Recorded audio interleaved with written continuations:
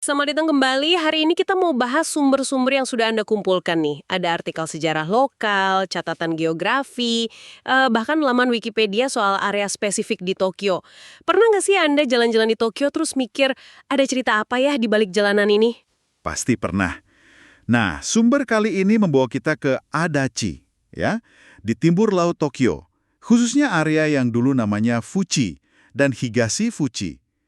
Kita akan lihat nih, gimana lanskapnya terbentuk, siapa aja yang berperan, terus cerita menarik apa yang tersisa buat Anda jelajahi. Betul, jadi misi kita sekarang menggali kisah sejarah yang paling seru dan mungkin beberapa permata tersembunyi gitu ya, buat Anda yang tertarik sisi lain Tokyo.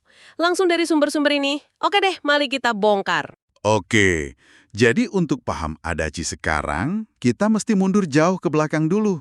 Sumber geologi Anda kan nyebutin tuh, ribuan tahun lalu zaman Jomon, permukaan laut itu lebih tinggi, sekitar 5 meter. 5 meter, wow. Iya, akibatnya sebagian besar dataran Kanto, termasuk Adachi ini, dulunya itu di bawah Teluk Dangkal, namanya Teluk Oku Tokyo. Jadi area yang sekarang padat banget itu dulunya dasar laut.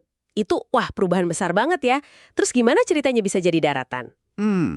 Prosesnya bertahap. Lautannya mundur pelan-pelan, terus sungai-sungai besar kayak Sungai Tone, yang alirannya dulu beda ya, sebelum dialihkan ke timur, itu bawa banyak banget endapan lumpur, pasir. Nah, itu yang ngebentuk daratan. Oke, jadi terbentuk daratan, tapi kondisinya gimana? Nah, itu dia. Area Adachi ini secara alami jadi dataran rendah berawa. Posisinya di belakang tanggul alami sungai, gitu. Jadi, kondisi airnya kurang bagus. Sumber bilang Kohai Shichi, lahan basah di belakang tanggul. Susah airnya mau keluar. Artinya bukan tempat yang gampang ditinggali atau diolah ya awalnya. Terus kapan nih titik baliknya? Kapan pembangunan mulai masuk? Kuncinya di era Edo. Sumber Anda soal Tokugawa Ieyasu kan nyebutin. Dia pindah ke Kanto akhir abad ke-16. Itu momen penting. Pembangunan besar-besaran kota Edo, nama lama Tokyo kan, dimulai. Nah, wilayah sekitarnya, termasuk Adachi, jadi fokus pengembangan Keshogunan Tokugawa. Dan di sini muncul tokoh kunci yang disebut di sumber Anda ya, Ina Tadaharu. Gimana perannya dia? Ina Tadaharu ini krusial banget. Posisinya itu Kanto Gunde, semacam administrator utama Keshogunan buat wilayah Kanto. Bukan cuma pejabat biasa, tapi dia pimpin proyek infrastruktur raksasa. Proyek apa aja tuh? Banyak. Pengendalian banjir, terus pengalihan sungai, termasuk pengalihan Sungai Tone yang dampaknya gede banget buat Kanto, dan yang paling penting buat kita nih, reklamasi lahan skala besar. Namanya Shinden Kaihatsu, pengembangan lahan baru. Pengembangan lahan baru. Jadi tanah rawa Adachi yang susah tadi malah jadi target. Tepat sekali. Wilayah Fuchi, yang nanti kebagi jadi Higashi Fuchi itu, yang tadinya dianggap nggak produktif, mulai diubah sistematis jadi lahan pertanian baru. Shinden. Ini bukan proses alami, tapi reklamasi terencana. Diawasi langsung sama Ina Tadaharu. Usaha besar buat dukung pertumbuhan Edo. Wah, ini salah satu bagian paling seru dari sumbernya. Disebutkan kalau beberapa Shinden ini dinamai sesuai pengembangnya.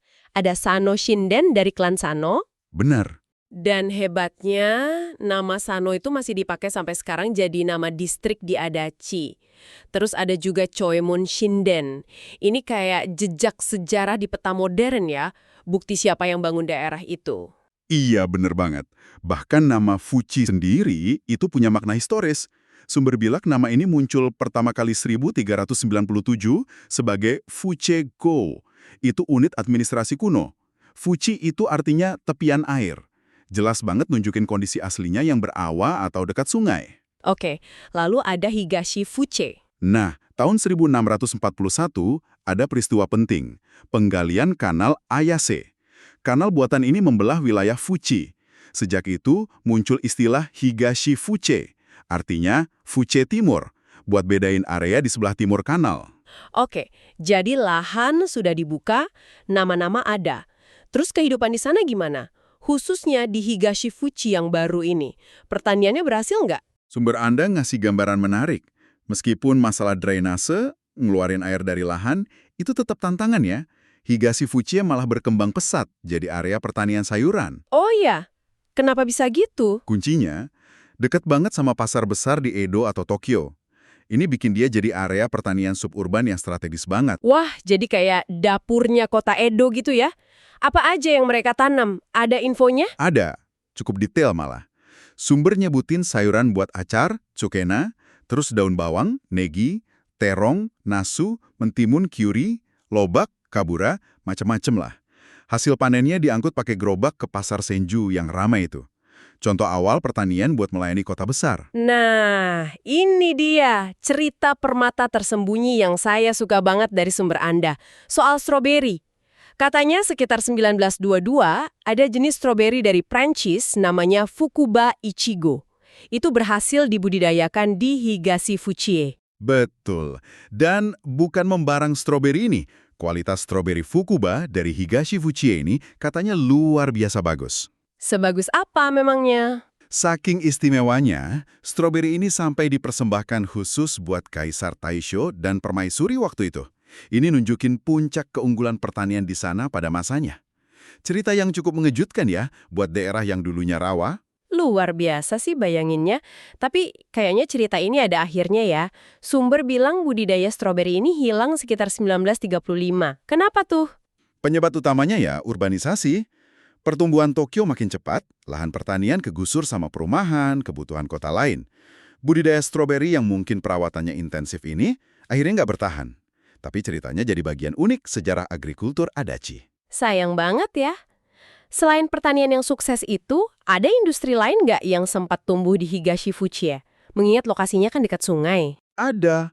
Sumber nyebutin soal tanah liat berkualitas bagus dari tepi sungai Nakagawa. Itu mendukung industri lokal. Sejak sekitar 1909, muncul industri pembuatan genteng tradisional Jepang di sepanjang sungai. Gentengnya, selain itu, Ada juga pembuatan batu bata. Salah satu pabriknya itu pabrik Oyata punya Nihon Renga. genteng dan batu bata. Masuk akal sih, bahan bakunya ada. Terus gimana nasib industrinya? Nah, industri batu bata ini kena pukulan berat setelah gempa besar Kanto 1923. Banyak bangunan bata hancur kan? Jadi orang ragu sama ketahanan gempa material ini. Akibatnya, pabrik kayak Oyata itu tutup beberapa tahun kemudian. Industri kertas juga sempat ada, walau infonya nggak sedetail genteng dan bata. Jadi, area ini sempat punya keragaman ekonomi sebelum akhirnya didominasi urbanisasi. Iya, urbanisasi lagi ya. Sumber Higashi-Fuchie bilang jelas banget. Seiring pesatnya pembangunan perumahan, Higashi-Fuchie hilang karakternya sebagai desa pertanian. Tapi, apa semua jejak masa lalu itu hilang gitu aja? Apa yang masih bisa kita lihat kalau kita ke sana sekarang? Untungnya, nggak semua hilang. Nama tempat itu warisan paling jelas. Nama Fuchi atau Higashi-Fuchie masih dipakai kok. Ada Taman Higashi-Fuchie. Itu taman yang di dalamnya juga ada Museum Rakyat Adachi. Oh, ada museumnya langsung di situ. Nah, ini permata banget buat penjelajah sejarah. Apalagi? Ada jembatan Higashi-Fuchie juga, melintasi saluran air Kasayosui, yang dulu penting buat irigasi. Terus ada Sekolah Dasar Higashi-Fuchie. Namanya kan langsung ngingetin ke sejarah wilayah ini. Penanda-penanda yang nyatu sama kehidupan modern. Anda lokasi bekas kantor desa Higashi-Fuchie. Katanya sekarang ditandai monumen batu dekat kantor pemadam kebakaran Adachi Oyata. Itu detail kecil yang keren banget buat yang suka nyari jejak visit masa lalu. Kayak nemu puzzle sejarah gitu ya. Betul sekali, itu contoh bagus permata tersembunyi yang nunjukin sejarah administrasi lokalnya. Selain penanda modern ini, sumber lain juga nyantumin situs bersejarah di area Fuchie yang lebih luas. Buat Anda yang mau ngerasain atmosfer sejarahnya langsung, beberapa kuil atau wihara bisa jadi tujuan menarik. Ada rekomendasi spesifik yang menonjol dari sumber itu? Misalnya, kuil Entenji. Kuil ini terkenal karena hubungannya sama penyair haiku legendaris Kobayashi Isa. Tiap tahun ada festivalnya. Lokasinya di distrik Rogugatsu. Atau bisa juga kuil Takenotsuka di distrik Takenotsuka. Itu juga sejarahnya panjang di Adachi. Tempat-tempat kayak gini sering jadi penjaga cerita masa lalu. Jadi, kalau dirangkum nih, perjalanannya dari dasar Teluk Purba jadi rawa, terus diubah sama proyek raksasa era Edo oleh Ina Tadaharu.